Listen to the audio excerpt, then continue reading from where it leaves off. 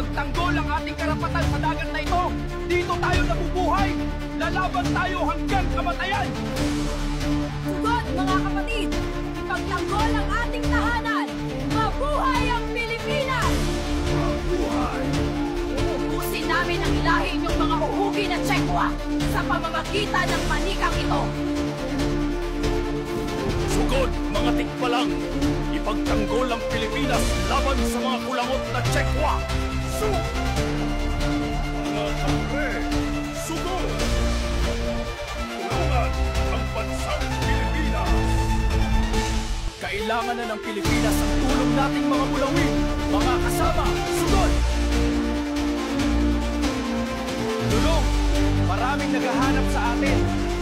Kailangan na nating tumulong upang ipagtanggol ang Pilipinas!